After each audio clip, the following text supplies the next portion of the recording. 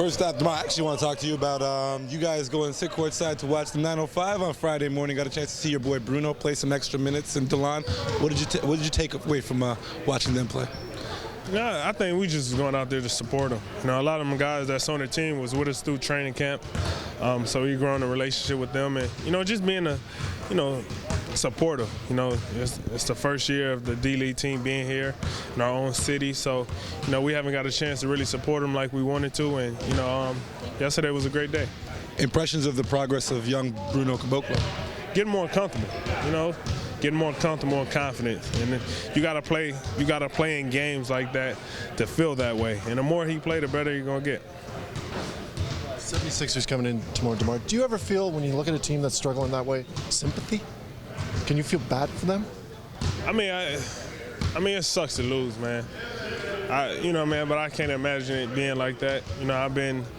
I had a couple losing years too, and it's really tough. Mentally, you kind of do, but at the same time, we need to win.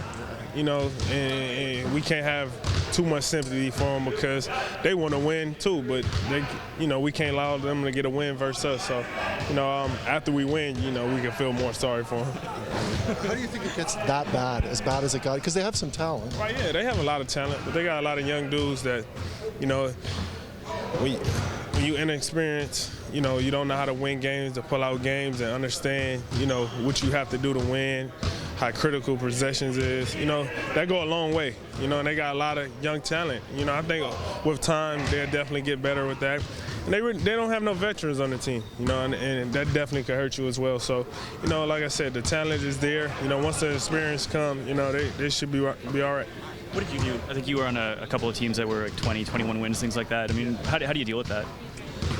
I mean, you got to continue working hard, and you really got to keep in your mind that, it's not going to last forever. One thing I always looked at, all the top players, that was probably my favorite players growing up, I kind of looked at, their career, and a lot of them had losing seasons. And sometimes you have to go through that to understand how hard it really is to win and get to the next level, get to the playoffs. So, sometimes it could be a blessing, but it sucks at the same time because, you got to learn the hard way.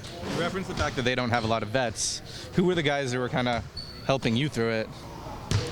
I mean, since I've been in the league, I really haven't had no vets. My first year I had, Jared Jack, Chris Bosh, all them guys. But, after that, we was relatively young for a while. I had a couple, we had Reggie Evans, a couple guys like that. But nobody who really stuck with me for a long period of time that really helped me and could put me under my wing.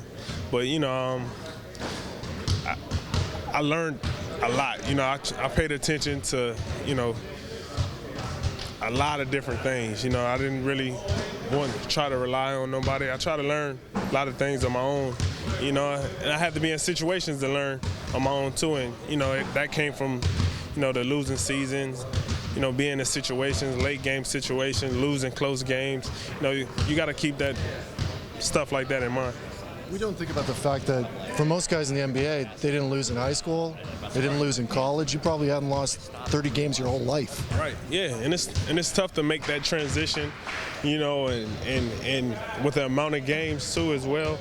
It's different. In high school, you could go 22-1, and that's your season. It's different when you won at 22, and you got 60 more games to play. But I can't imagine a mental mind state, but we got to go in here, play tough, and get this win.